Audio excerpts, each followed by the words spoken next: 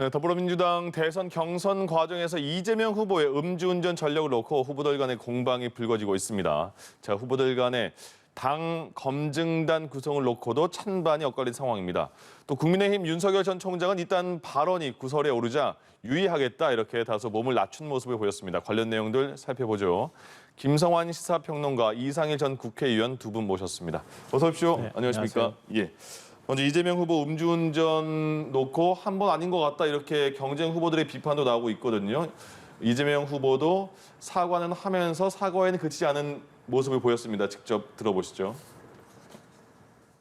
예, 음주운전에 대해서야 뭐 지위 고하를 막론하고 국민들께서 적절치 않다고 보는 거 아닙니까? 네. 그래서 음주운전 전력이 있는 분들은 조심해야 하고 거기에 대해서 부끄럽게 생각해야죠. 먼저 변명의 여지 없이 제가 음주운전 한 사실은 다시 반성하고 또 사과드립니다. 죄송합니다. 정말 죄송하고요. 사실 민주당은 이미 아주 오래전부터 그 정과의 벌금 액수와 상관없이 모든 정과를 공천 심사할 때 제출하고 있습니다. 그거를 모를 리가 없는 우리 당내 후보들께서 그 말씀을 하고 싶으셨을 텐데 이재명의 과거를 한번 더 지적하고 싶으셨을 텐데. 그러니까 전과 기록을 다 내서 다 후보들이 알 텐데 왜 또 저런 소리 하느냐 이런 말인 것 같고요. 김두관 후보는 150만 원 처음에 150만 원 받는 거는 한 두세 번 더 음주운전 단속이 돼야지 그런 것 같은데 이런 말인 거잖아요. 이런 음주운전 논란은 지금 어떻게 보이세요? 음주운전은 부적절한 거죠. 그렇죠. 거기에 대해서 두말할 필요가 없는 것 같고요. 이재명 지사도 지금 얘기하는 것처럼 음주운전에 대해서는 다른 변명의 여지가 없이 그냥 사과하면 되는 겁니다. 예. 근데 문제는 이제 대변인의 입이라고 하는 건데요. 그러니까 사실 제가 볼 때는 대변인 리스크가 있는 것 같아요. 예. 그러니까 박진영 전 대변인이 SNS에 글을 올림으로 인해서 긁어부스럼처럼 음주운전 관련된 내용이 오히려 부각이 된 측면이 있거든요. 일단 윤석열 전 총장을 공격하려고 올린 거잖아요, 처음엔. 그러니까 윤 전 총장이 최근에 이제 술자리 회동을 자주 가졌잖아요. 네. 그래서 사실 저도 개인적으로 부적절하다고 보거든요. 왜냐하면 하다못해 우리 술 광고를 밤 10시 이후에 하는 건데 그러니까 공개적으로 대선 후보라고 하는 사람이 사람 만날 때마다 술 마시는 거고 별로 좋지 않은 모습입니다. 근데 그걸 지적하니까 이준석 대표가 이제 이 지사의 과거 음주운전 전력을 꺼냈고 그리고 박 전 대변인이 이 음주운전 전력과 관련해서 거기에 대해서 하다못해 대리운전비를 아끼려고 하는 서민의 마음 이런 것들을 언급하면서 오히려 사안이 커진 측면이 있다. 근데 그거는 시점이 보이는데요. 대변인 되고 나서가 아니라 한 달 전인 거죠. 예. 대변인 되고 난 다음이 아니고 그 전에 이제 썼던 글인데요. 네. 그러니까 그게 문제가 되니까 그 이전 글까지 다시 소환이 회자가 되는 되면서 거죠. 소환이 되는 이런 일이 벌어지게 된 겁니다. 결과적으로는 이 지사 입장에서 상당히 안 좋은 논쟁이 된 것인데요. 예. 더 논쟁이 진행되긴 좀 어렵다고 봐요. 왜냐하면 지금 범죄 전력 조회는 다 하고 있는 상황이에요. 네. 그러니까 이건 속일래야 속일 수가 없는 겁니다. 왜냐하면 범죄 전력을 속인다고 하면 이건 당장 선관위의 선거법 위반 사항이 될 수도 있고요. 예. 당 차원에서 검증이 되니까. 그러니까 그래서 이 지사 입장에서 다 이미 범죄 전력 조회를 하고 있는데 뭘 더 제출하라고 얘기하느냐 이렇게 얘기를 하고 있는 건데요. 네. 다른 후보들도 도덕성 문제에 있어서 일정하게 이 지사한테 타격은 줄 수 있겠지만 이걸 논쟁을 길게 끌고 갈 수는 없을 것이다 이렇게 생각합니다. 근데 대변인의 입이 대변인 리스크라고 제가 말씀드렸는데요. 예. 대변인 숫자가 되게 많아요. 그러니까 이 지사 입장에서도 지금 14명이라는 얘기 나오고요. 이낙연 전 대표도 지금 대변인단을 계속 보강하고 있는 중이거든요. 그러니까 대변인들이 하루에 논평을 몇 개씩 지금 내놓고 있는 상황이거든요. 예. 그런 대변인의 입을 통해서 마치 이게 해명이 좀 잘못된 해명이 나오거나 실수가 나오게 될 경우에는 후보한테 바로 직격탄이 날아갈 수 있다. 그러니까 대변인 관리를 좀 잘해야 할 필요가 있다 이렇게 생각합니다. 대변인들이 그렇게 많으면 후보가 일일이 그 대변인과 소통이 될지 모르겠네요. 그거 보기가 어렵죠. 예. 대변인 논평을 어떻게 다 일일이 후보가 확인할 수 있겠습니까? 후보 일정 소화하기도 어려운데. 네. 그러니까 대변인단 내에서도 자체 검증이 좀 필요할 것 같고요. 그러니까 돌출적으로 대변인들이 SNS 쓴 글까지 지금 소환이 되고 있는 상황이기 때문에 그런 부분까지 각별하게 주의를 해야 될 것 같습니다. 음주운전 논란이 이렇게 있으니까 다른 후보들의 음주 경력도 이렇게 다시 들춰져 보이는 것 같아요. 보니까 박용진 후보 같은 경우도 2009년에 100만 원 벌금을 음주운전으로 냈고요. 근데 이분은 이낙연 후보 캠프 서른 선거대책위원장 후보는 아니지만 음주운전 입건된 적도 있고요. 네. 어떻게 이제 봐야 될까요? 그런 사안을 하면 정치인들도 꽤 과거에 문제가 된 경우가 있겠다. 그런데 네. 이제 중요한 것은 대권 후보에 초점을 좀 맞추는 상황이니까 예. 이제 이재명 후보의 경우에 사실 뭐 저도 공직선거에 출마도 했고 다 이제 전과 기록 조회를 다 저는 전과가 없습니다. 네네. 다 해서 이제 갖다 예. 내는 건데 아마 100만 원 이하도 다 뭐 당에 냈을 가능성이 있어요. 그런데 만약에 한 번뿐이라면 네. 이재명 후보가 그거를 뭐 동료에 대한 애정 문제로 자꾸 왜 나를 공격하느냐 이렇게 좀 뭉치고 갈 이유는 없겠다. 예. 명확히 언제 어느 시점에 그걸로 한 번뿐이다라고 해서 입증할 수 있는 건 내면 되는데 그 김두관 후보 쪽에서 이 초범에 150만 원은 좀 이상하지 않느냐 네. 이제 이런 지적이잖아요. 통상 재범 정도 하면 150만 원 나온다는 건데 물론 알코올 농도에 따라서 초범인 다르죠. 경우도 면허 취소 정도 수준이면 그 정도는 안 됩니다. 네네. 그런데 이제 면허 정지 정도 수준이었다면 재범일 가능성도 이제 있다는 거죠. 이런 거에 대한 궁금증은 아마 오늘 오후에 TV 토론 때도 또 지적될 수 있어요. 네. 그러니까 이재명 후보가 이 문제를 빨리 종식시키고자 한다면 네. 동료에 대해서 너무 지나치게 그렇게 몰아붙이지 말라 이런 식으로 그냥 말씀하지 않고 좀 더 명확하게 뭐 확인될 수 있는 걸 내시는 게 낫겠다. 그리고 예. 이제 뭐 저도 대선 캠프의 대변인도 했지만 대변인들은 후보가 대변인 내는 논평을 일일이 다 체크를 못 합니다. 네. 그러니까 대변인들이 이 리스크가 있긴 있어요. 그런데 대변인들 스스로 내가 누구를 대변하느냐 이거 의식을 정확히 가져야 돼요. 그래서 대변인들이 보다 좀 자기가 쓴 어떤 논평이 어떤 파장을 일으킬지 생각하고 예. 논평을 내는 게 좋겠다 이런 생각이고 윤 전 총장과 관련해서는 이제 음주와 관련해서 술자리 회동은 2번 있었거든요. 그러니까 네. 부산에서 의원들하고 점심하면서 예. 반주로 사실 정치인들이 그런 건 많이 과거에 했어요. 네. 왜냐하면 보다 좀 격의 없이 이야기하는 자리. 그래서 뭐 술을 많이 마시는 게 아니잖아요. 그다음에 이제 이준석 대표하고 소위 치맥 회동한 이런 거였는데 근데 금태섭 뭐, 전 의원과도 소주를 먹었다고 하니까 그런 만날 저녁 때마다 때 뭐 서운해 이런 식사하면서 뭐 한두 잔 했을 수 있겠는데 이제 예. 알려진 거는 이제 2번인데 이제 본인도 그런 걸 좀 염두에 뒀겠죠. 그다음에 이제 윤 전 총장이 하시는 말씀과 관련해서 오해를 부를 수 있는 이런 말씀들 네. 어제 아마 이야기를 이분이 하셨더라고요. 자기가 이 정치인은 초보라서 어떤 자세히 설명하려다 보니까 오해를 알 수 있는 그런 발언을 했는데 앞으로 유의하겠다. 그러니까 예. 이 최근에 이제 그런 어떤 문제를 통해서 하나하나 학습하고 있는 것 같아요. 그래서 앞으로 좀 지켜봐야 되겠다 이런 네. 생각입니다. 윤 전 총장과 관련된 거는 뒤에 따로 네. 여쭤보도록 하겠습니다. 그 국민의힘은 지금 당내 검증단을 구성한다고 하는 거잖아요. 뭐 김진태 전 의원을 단정으로 할 것이다라는 소리도 나오고 있는데 민주당에서도 지금 후보들이 검증단 만들자 이렇게 하는데 6명 중에 3명 찬반이 나뉘는 것 같아요. 어떻게 보세요? 그러니까 애초에 출발할 때 사실 검증단을 만들고 검증단 차원에서 후보들 예. 검증을 하겠다 이렇게 나왔으면 모르겠는데 지금 늦었나요? 이미 다 달리고 있는 선수들 심판 다시 불러가지고 처음부터 다시 시작하자 이렇게 얘기하면 받아들이기가 좀 쉽지 않은 측면이 있죠. 예. 그리고 후보 간에 또 유불리가 엇갈릴 수도 있는 상황이고요. 서로 간에 또 이 사람이 내 편이냐 아니면은 뭐 상대편이냐 이걸 또 지금 의심스러워하는 그런 시선이 생길 수 있잖아요. 네.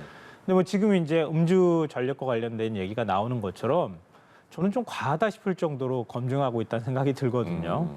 그러니까 어찌 보면 대변인이 그렇게 실언을 하면 대변인을 공격하면 되는데 지금 후보를 정면으로 공격하고 들어오는 거거든요. 예. 그러니까 이 지사도 얘기하는 것처럼 사정을 모를 리가 없는 후보들이 공개적으로 이렇게 얘기한다거나 사실 정세균 전 총리가 이게 또 발단이 됐던 게 뭐냐면 음주운전 전력이 있는 사람은 공직 후보 진출을 아예 막아야 된다 이렇게 네. 얘기하면서 또 오히려 발단이 된 측면도 있거든요. 예. 근데 그렇게 따지면은 각 캠프에 있는 국회의원들 전부 다 검증해야 되는 거 아닙니까? 사실 그 똑같잖아요. 얘기에 박진영 전 대변인이 거기에 글을 올린 이제 거죠. 반박하기 위해서 예, 예. 하다가 뭐 대립이 뭐 이런 네. 얘기가 나왔던 거예요. 그러니까 검증을 한다고 하면 지금 상호 검증을 너무 지나치게 네거티브적으로 하기 때문에 오히려 당 전체적인 지지율이 오르지 않고 있다. 이런 상황이 이런 일까지 얘기가 나오는데 예. 여기다가 검증단까지 꾸려가지고 검증을 하겠다 이렇게 다시 검증을 하기 시작하면 아마 논란을 더 만들거나 키울 가능성이 있거든요. 그러니까 지금 국민의힘에서는 아직 그 예비 경선도 시작하지 않은 차원이니까 미리 사전 검증해서 리스크를 좀 줄이겠다고 하는 전략적 차원이 담겨 있겠지만 예. 민주당은 지금 오히려 검증단을 구성하는 게 분란을 오히려 키울 방향으로 갈 가능성이 있어서 지금 상황으로는 아마 받기가 좀 쉽지 않지 않나 이런 생각을 합니다. 민주당 경선이 지금 진행되는 과정에서 1위 후보 이재명 후보에 대한 공격도 상당히 만만치 않습니다. 지금 보면 그 국민 88%에게 재난지원금 지급하기로 했는데 경기도는 이재명 후보가 100%에 지급하겠다. 상위 12%도 추가로 우리가 지급하겠다 이렇게 말을 했잖아요. 네. 일단 거기에 대해서 어떻게 생각하십니까? 그 이재명 후보의 지론인 거는 맞아요. 네. 그러니까 원래 처음부터 전 국민에게 재난지원금을 주자고 했죠. 그러나 이 여당 내에서 또 야당과 여당의 협의 과정을 통해서 예. 일종의 이제 국가적 차원에서 정해진 이제 그 룰이 88%란 말이죠. 개인적으로는 불만이 있더라도 저는 지키는 게 옳겠다. 근데 이제 이재명 후보가 경기지사를 맡고 있으니까 예. 경기도만큼은 내 뜻대로 하겠다. 이제 이런 겁니다. 그런데 네. 경기도 내에 제가 살고 있는 용인도 그렇고 뭐 또 옆에 큰 지역인 수원도 그렇고 그 다 민주당 소속 단체장들이 또 반발하고 있어요. 네. 그 우리가 지금 여력이 없다. 음. 그러니까 기초자치단체 사정도 확인하지 않고 이재명 후보가 경기지사 입장에서 이렇게 이야기를 하는데 예. 상당한 좀 무리수가 될 수가 있다. 결국은 일시적으로 경기도에 사는 분들께 다 재난지원금을 주지만 그게 경기도민의 부채가 되거든요. 그래서 이런 것들을 깊이 헤아리지 못한 측면도 있고 예. 또 본인이 대선 도전을 하는 상황에서 이런 이야기를 하니까 어떻게 봐도 이거는 정치적 의도를 갖고 있는 거로 해석될 수 있어요. 네. 그렇기 때문에 이재명 후보는 역시 포퓰리즘에 굉장히 매몰돼 있는 이런 후보라는 지적을 명기 어려운 상황이다. 예. 그래서 당내에서 다른 대선 후보들이 굉장히 형평성 문제를 가지고 비난을 하고 있지 않습니까? 예. 그래서 과연 이재명 후보 이분 뜻대로 예. 경기도에서 그게 관철될까 저는 좀 개인적으로 의문입니다. 네. 본인은 저런 주장을 했지만 경기도에서도 예. 그게 무산이 될 경우는 저 이야기를 꺼내지 않은 것보다 못하다 이런 생각이 듭니다. 알겠습니다. 내용 판단하시기 전에 먼저 송영길 대표는 이 얘기에 대해서 그거는 지방 정부에서 판단할 문제다 이렇게 언급을 했거든요. 그러니까 이거 그러면 다시 대표가 다시 1위 후보 약간 지원 사격 아니냐 이런 얘기도 들리는데 이 부분은 어떻게 보이세요? 지방자치는 왜 합니까? 아, 중앙정부가 결정하면 다 따라가는 게 지방자치입니까? 평소 지방자치단체장들이 계속 요구했던 게 뭡니까? 지방자치단체별로 예산 편성권, 집행권 달라고 얘기했던 거 아닙니까? 예. 그 권한도 늘려달라고 얘기했던 거 아닙니까? 그래서 그 중앙정부하고 지방정부의 예산 비율도 조정하겠다고 문재인 정부 들어서 조정을 하기도 했고요. 더 많이 조정하겠다고 얘기하고 있는 상황입니다. 예. 그러면 내가 지금 여기 살고 있는데 옆 지자체에서 잘하는 거 있어요. 그럼 이사 가지 않으면 불공평한 거 아닙니까? 그럼 그런 식으로 접근하면 어떻게 지방자치를 합니까? 다 똑같아야지. 예. 그 중앙집권식 그 정치 구조를 그대로 갖고 갈 수밖에 없다고 하는 걸 스스로 인정하는 거나 다름이 없다 이렇게 생각이 되고요. 그리고 이재명 지사 재난지원금 지급에 대해서 이제 여러 가지 공세가 있는데요. 네. 뭐 저는 뭐 이재명 지사 입장에서 나쁜 공세는 아니라고 생각하지만 예. 작년 1차 재난지원금 지급할 때 이재명 지사는 대권 후보 아니었나요? 그때도 대권 후보라는 거 온 세상이 다 아는 사실 아니었어요? 그때 재난지원금 경기도가 먼저 나서서 지원하기 시작했잖아요. 네. 각 지자체별로 지자체 인구 특성 그리고 노년층이 많느냐 아니면 젊은 층이 많으냐 1인 가구가 많으냐 아니면 산업 구조 이런 것에 따라서 각자 판단들을 다 달리했어요. 예. 이미 전례가 있어요. 근데 지금에 와서는 또 기준이 달라져요. 그건 또 어떻게 봐야 되겠습니까? 예.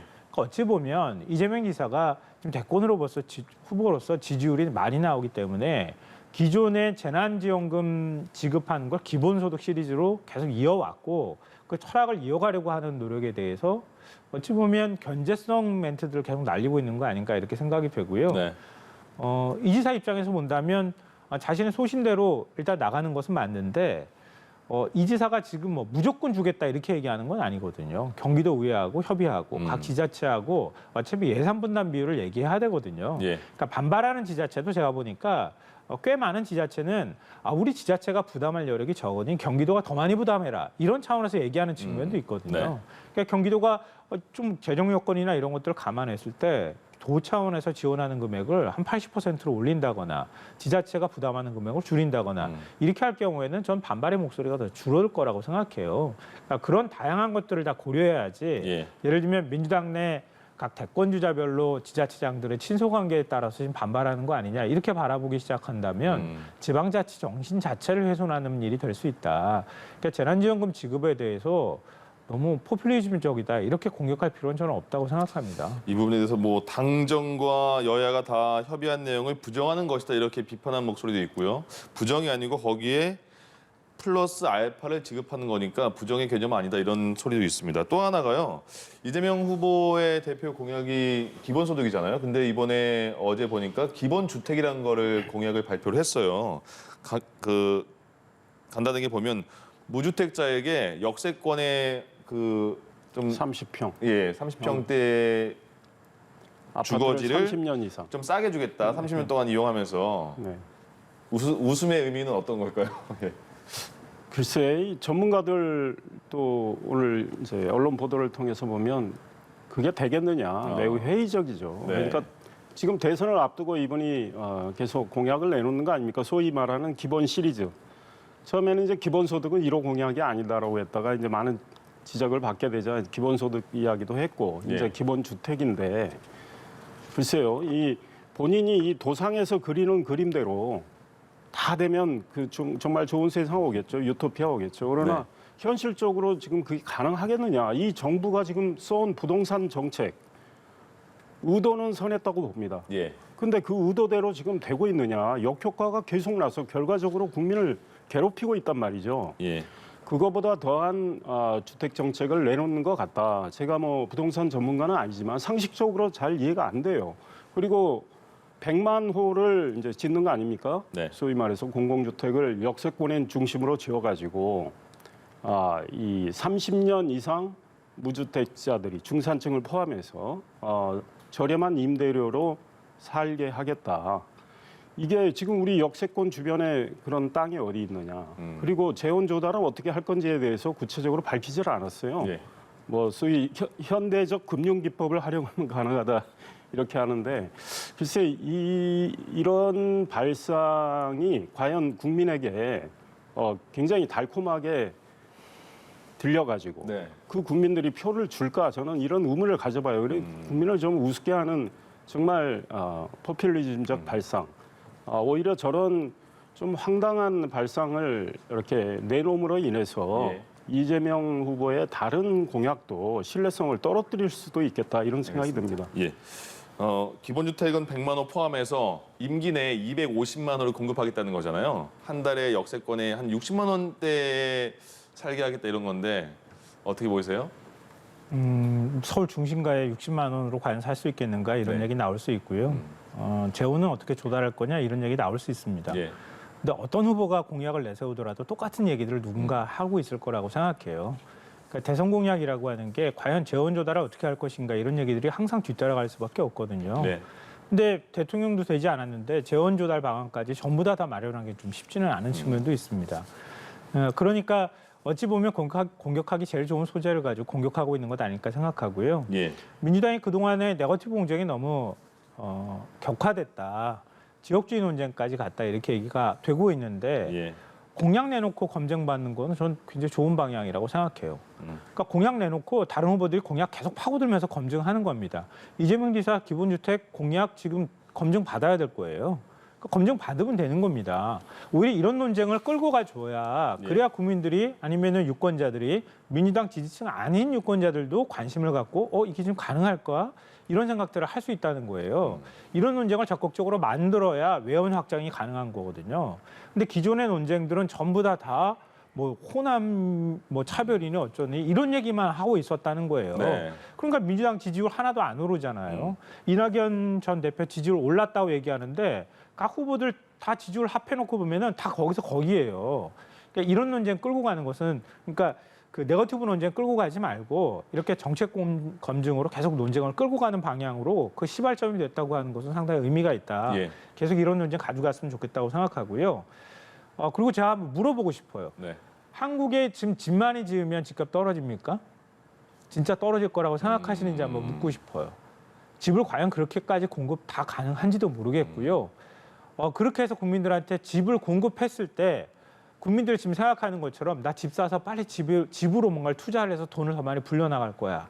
지금 집 사면 계속 집값이 오르는 상황이니까 네. 그런 욕망 제어할 수 있을까요?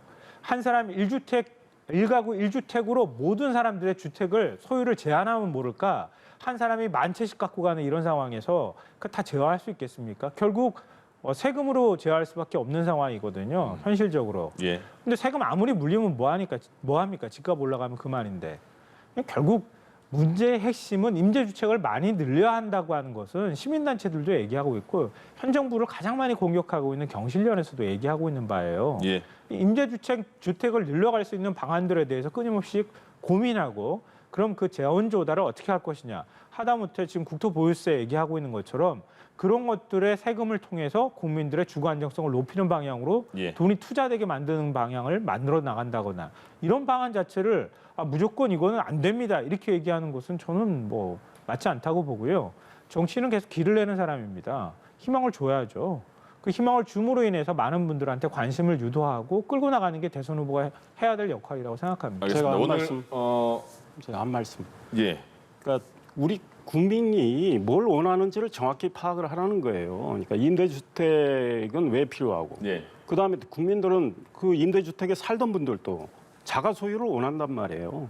그 자가 소유할 수 있는 또 길도 만들어주고 이렇게 양면적인 이런 접근을 해야 되는데 임대주택만 다 늘린다고 되는 겁니까? 그다음에 네. 임대주택을 그렇게 공약한 대로 늘릴 수 있느냐? 예. 주택 정책을 내놓는 것 자체를 문제 삼는 게 아니라 그 내용이 황당해서 지적을 받고 있는 거죠. 알겠습니다. 오늘 근데 어차피 거꾸로 얘기하면요, 예. 임대주택의 개념 자체를 우리가 못 바꿨기 때문에 그러는 거예요.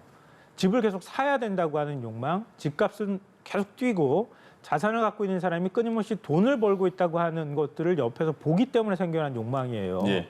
임대주택이 지금 그만큼 늘어나면 주택 시장의 구조 자체가 바뀌게 되지 않겠습니까? 그러면 서울에 그런 있는- 욕망을 줄어들게 만들 수 서울에 있다는 있는 거예요. 임대주택이 지금 안 들어가서 비어 있는 데가 오늘 많습니다. 이 내용에 대해서는 그러니까요. 오늘 그 네. 토론회가 있거든요. 토론회에서 예. 참고하시면 굉장히 그 후보들의 생각을 알 수 있을 것 같습니다. 저희 야권으로 한번 가보겠습니다. 야권을 가려다가 잠깐 지금 두 분 때문에 멈칫한 거예요. 윤석열 전 총장 입당을 했는데 최근에 발언에 대해서 많은 공격이 있었죠. 그래서 윤 총장이 좀 유의하겠다 이런 모습도 보였거든요. 일단 그 부분 보고 오겠습니다. 제1야당 국민의힘 당의 유력 대선 주자의 발언이 가짜 뉴스이길 바라는 지경에 이르렀습니다. 기본적인 시민의식도 책임감도 찾아볼 수가 없습니다. 정치를 제가 처음 시작하다 보니까 설명을 좀 자세하게 하다 보니까 오해를 불러일으킨 그런 부분도 있었던 것 같은데 제가 앞으로 그런 점들은 좀 많이 유의를 할 생각입니다. 네, 페미니즘, 뭐 부정식품 이런 얘기도 나왔었고요. 근데 입당하고 나서는 조금 이거 해명에 대해서 좀 유의하겠다 이런 좀 다른 모습도 보여주는 것 같아요. 어떻게 보세요? 지금 이렇게 이런 발언에 대한 논쟁? 그러니까 국민적 비판이 되게 거세게 있으니까 저렇게 얘기한 거죠. 처음 해명할 때는 왜곡했다 이렇게 반발했어요. 네. 그 다음에 이제 유의하겠다 이렇게 바뀐 겁니다. 왜냐하면 굉장히 비판들이 많이 쏟아졌거든요. 이건 아마 보수진보다 떠나서 신문들 아마 펼쳐보시면 아실 거예요. 보수신문에서도 굉장히 비판적인 얘기들을 했던 거거든요. 근데 문제는 유의하겠다로 해결될 수 있는 문제라는 거예요. 제가 그런 생각하는데요. 윤 전 총장이 자꾸 자기가 신인 정치인인 것처럼 행동하면 안 돼요. 지금 제일 지지율이 높은 후보입니다.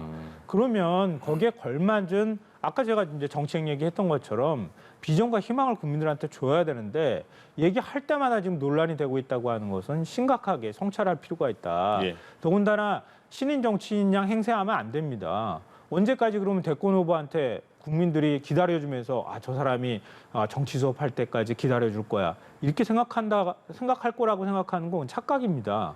이미 검증하기 시작한 거예요, 국민들이. 그러니까 제가 왜 이 말씀을 드리냐면요, 하다못해 페미니즘도 건강한 페미니즘을 얘기해요. 그리고 난 다음에 남녀 간의 건전한 교제를 얘기하고 출산율을 얘기합니다. 이게 도무지 앞뒤가 어떻게 페미니즘이 건강한 페미니즘이 있습니까? 한번 규정해 보라고 얘기하고 싶고요. 예. 그다음에 부정식품 얘기하는 거 밀턴 프리드먼을 예를 들어서 얘기했어요. 자유지상주의자예요. 국가가 시장에 개입하지 말라는 거예요. 그러니까 가격에 따라서 사람들이 그냥 위생 기준이 낮다 하더라도 싼 거라도 돈 없는 사람은 사 먹게 해줘야 된다고 얘기하는 건 밀턴 프리드먼은 그렇게 얘기할 수 있어요. 근데 윤 전 총장은 그렇게 얘기하면 안 되죠. 그러면 가난한 사람들은 부정식품 계속 먹고 살라는 얘기입니까? 그러니까 이거는 철학에 관한 문제라는 거예요. 예. 그건 설명을 자세하게 하기 위해서 나온 얘기가 아니고요. 기본적으로 후보의 인식 자체를 바꿔야 되는 문제다. 집도 생필품이라면서요. 그러니까 생필품으로 투기하는 사람들은 그러면 어떻게 할 겁니까? 그러니까 이런 인식들을 바꿔가지 않는 한 안 된다. 그러니까 유의하겠다는 말로 예. 입을 닫거나 아니면 말을 조심하는 것을 해결될 문제가 아니라 차라리 지금 정치 수업할 거면 확실하게 정치 수업 빨리 해라. 이런 얘기 하고 싶습니다. 윤 전 총장은 유의하겠다고 말을 했고 윤 전 총장의 캠프의 신지호 정무실장인가요? 정무실장은 하나만 예를 들면 부정식품과 불량식품은 구분해서 알아들어야 된다 이렇게까지 해명을 했습니다. 그러니까 원래 윤 전 총장이 이야기하고자 했던 걸 설명하면서 네. 그런 이야기를 한 것 같아요. 그러니까 소위 말해서 우리 국민의 선택의 자유를 이야기를 했던 거죠. 예, 예. 근데 윤 전 총장이 그 이야기를 하면서 비유를 하고 예를 들고 한 것이 좀 부적절한 것들이 있기 때문에 네. 그리고 충분히 비판을 받을 수 있고 오해를 살 만한 것들이 있었기 때문에 윤 전 총장도 앞으로 본인이 유의하겠다 네. 이런 거고 그 캠프에서 일하는 신지호 전 의원이 그거에 대해서 본인의 취지는 원래 이런 것이다. 그래서 이게 좀 오해를 났다고 설명하는 가운데 이제 또 그걸 구분을 하다 보니까 예. 좀 더 궁색해졌다고 봐요. 그래서 일단 일을 하다 보면 또 말을 하다 보면 실수가 생길 수 있는데 이거는 네. 그냥 뭐 윤 전 총장처럼 인정을 하고 앞으로 좀 더 깊은 인식을 통해서 좀 더 정제된 화법을 통해서 말씀을 드리겠다. 이제 이렇게 하는 게 맞는 것 같아요. 그러니까 예. 윤 전 총장이 처음에 그거는 오해였다. 그게 아니다. 이렇게 이야기한 건 아니에요. 윤 전 총장의 육성으로 나온 건 자기가 그런 실수를 인정하고 앞으로 유의하겠다는 게 본인의 지금 어제 이야기예요. 네. 그 전에 뭐 그것이 잘못 전달됐다 이런 식으로 변명으로 비친 건 캠프 관계자들 이야기였는데 예. 캠프 관계자들도 아까 대변인 이야기를 했지만 다 후보의 소위 말해서 생각 여러 가지 정책 이런 걸 대변하는 분들이기 때문에 네. 캠프 관계자들이 오히려 오해를 키울 수 있는 그런 발언은 정말 조심을 해야 된다 이런 생각입니다. 알겠습니다. 그리고 오늘 최재형 전 감사원장이 오늘 대선 출마를 한다고 합니다. 오후에. 과연 윤석열 전 총장이 들어오면서 어느 정도 뭐 다들 많은 여론조사 나오지 않았지만 그래도 컨벤션 효과는 좀 있다라는 그 반응이 있잖아요. 최재형 전 감사원장은 오늘 대선 출마 어떤 메시지를 내는 게 좋을까요? 어떤 예상이 있을까요? 저는 따뜻한 보수 이미지를 만들 것 같아요. 네. 그러니까 윤 전 총장은 사실 그런 이미지를 못 만들었잖아요. 본인 스스로가 얘기하는 것처럼 일종의 반문, 문재인 정부 정권 교체를 위한 투사가 되겠다는 이미지를 계속 만들어 왔어요. 예. 그 구심점에 자신이 서겠다. 그럼 굉장히 격한 말들을 계속 해왔거든요. 뭐 약탈을 하니 어쩌니 이런 얘기를 하면서. 네. 근데 최 전 원장은 첫 정치에 데뷔하면서 시작한 꺼낸 말도 공존과 조화 이런 말들이었어요. 이거는 윤 전 총장의 하고의 대척점에 나는 서겠다고 하는 의지를 보인 것이라고 생각되거든요. 네. 그러니까 과거 대선 후보들이 우리 사회가 갈등을 조장하겠습니다. 나는 저 사람을 무너뜨리겠습니다. 이렇게 해서 대선 후보 못 돼요. 그러니까 아마 다 아실 거예요. 박근혜 전 대통령의 경우에도 국민 대통합을 얘기했어요. 항상 대선 후보들은 통합을 얘기해야지 갈등을 얘기하거나 저 사람은 내 편이 아니니까 저 사람들을 무너뜨려가지고 내가 그 다음에 뭘 하겠다. 그럼 그 다음에 복수할 겁니까? 이런 이야기가 뒤따르게 된단 말이에요. 그러니까 최 전 원장은 제가 볼 때는 윤 전 총장은 국민의힘의 지지율을 얻고 보수에서 이 중도로 확장하는 전략을 양쪽에 두 마리 토끼를 좀 다 잡으려고 하고 있는데요. 최 전 원장은 상대적으로 좀 홀가분하다. 오히려 보수 쪽의 사람들을 확실하게 잡아가면서 예. 통합이란 메시지를 통해서 또 본인의 이미지가 파도 뭐 미담뿐이다 이렇게 얘기를 하고 있잖아요. 네. 그런 것들을 좀 지금 만들어가는 과정을 보이고 있으니까 오히려 좀 넉넉한 품을 가지고 있는 따뜻한 보수적 이미지를 좀 더 부각시키는 쪽으로 갈 것이다 이렇게 네. 생각되고요. 근데 가장 큰 걸림돌이 감사원장에서 직행 대선 후보로 직행하는 거잖아요. 네. 그 부분에 대해서도 저는 좀 설명을 잘해야 할 필요가 있다고 생각하는데요. 불가피하게 이렇게 됐다 이렇게 설명하지 말고 네. 어찌 보면 감사원장 된 것도 문재인 정부 덕분이기도 하잖아요. 그러니까 그 덕분이라고 하는 얘기도 저는 인정해도 괜찮다고 생각해요. 예. 그러니까 문재인 대통령의 덕을 입은 건 사실이니까요. 알겠습니다. 그렇지만 하는 과정에서 내가 이럴 수밖에 없었다. 예. 이렇게 조금 넓은 품을 가지고 얘기하는 그런 모양을 좀 취하지 않을까. 뭐 개인적으로 그런 기대는 하고 있는데 실제로 그런 메시지가 나올지는 좀 알겠습니다. 봐야겠습니다. 저희가 오후에 확인해 보도록 하겠습니다. 김성환 시사평론가, 이상일 전 국회의원 두 분과 함께했습니다. 고맙습니다. 예.